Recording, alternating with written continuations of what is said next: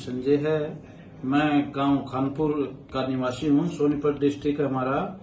सुबह मेरे पापा को आवाज में दिक्कत हुई। हम ऑन द स्पॉट तभी लेके डॉक्टर साहब के पास यहाँ आ गए, गुड़गांव पारस हॉस्पिटल में। इनको चेक कराया। चेक कराने के बाद पता चला भाई इनको ब्रेन में स्ट्रोक है, दिक्कत है ब्रेन में।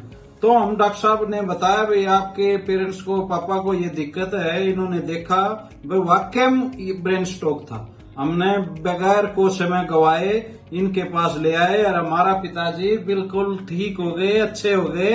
हम इनको तहे दिल से शुक्रिया करते हैं। मैं भगवान से दुआ करते हैं भाई ऐसे ये इलाज करते रहे, सभी का सुख शांति रखे सभी को। बाबूजी कैसे हो? ठीक है। क्या नाम है? इंद्र सिंह। कहाँ के रहने वाले हो? कानपुर के। भाई साहब कौन है? ठीक है। भाई साहब कौन है ये? हाँ ठीक बने। कौन है ये मेरे लड़के हैं। आपके लड़के? हाथ उठा के दिखाओ दोनों। वो वाला भी उठाओ। अरे क्या बात है, बहुत अच्छे। चलो बहुत बहुत शुक्रिया। पेशेंट इंद्रजीत 75 साल के मरीज, इनको स्ट्रोक हुआ रोहतक में।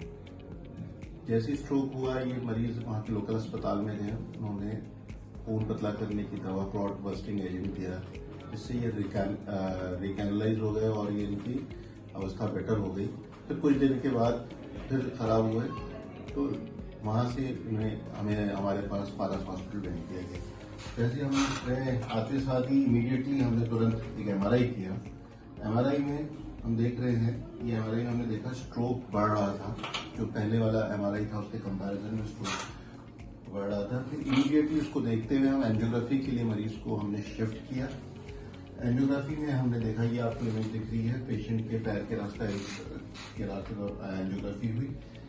एक रुकावट गर्दन की नस में और एक क्लॉट दिमाग के अंदर जाके रुका हुआ है। ये क्लॉट जो है इसने ब्लॉक किया हुआ है आर्टरी को। ये खून की सप्लाई इस एरिया में बिल्कुल नहीं जा पा रही है। ऐसे में जब स्ट्रोक अंडर इवोल्यूशन होता है, स्ट्रोक बढ़ रहा होता है, तो खून की सप्लाई को तो स्टैब्लिश करना बहुत जरूरी है।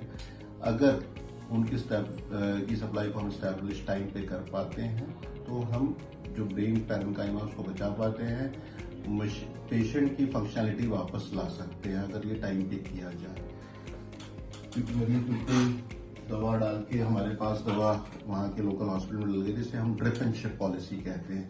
क्योंकि ये जो फैसिलिटीज है ये कॉम्प्रिहेंसिव स्ट्रोक सेंटर में ही अवेलेबल है। अनफॉर्चुनेटली ये सिर्फ बड़े शहरों में ये फैसिलिटीज अवेलेबल है। तो जब हमने एंजियोग्राफी किया तो जैसे मैंने आपको भी बताया कि ब्लॉक यहाँ देखा और ये खून की सप्लाई यहाँ पे ब्लॉक है। तो हमने पहले नीचे वाले ब्लॉक को खोला और ऊपर गए और एक कुछ यंत्र होते हैं रिट्रीवर्स, जिससे हम क्लॉट को रिट्रीव कर लेते हैं। क्लॉट को रिट्रीव किया और उसमें हम पूरी तरह से खून की सप्लाई स्टैब्लिश करने में कामयाब हो गए। उसके बाद हमने मरीज को नेक्स्ट डे CT स्कैन किया।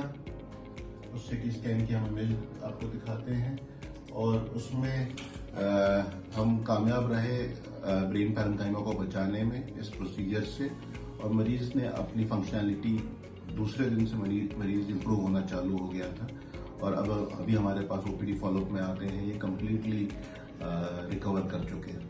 तो स्ट्रोक के साथ मैं यही संदेश देना चाहूँगा कि रिकॉग्नाइज करना बहुत ज़रूरी है स्ट्रोक के सिम्टम्स को, और बहुत जल्दी एक्ट करना ज़रूरी है क्योंकि टाइम इज़ ब्रेन।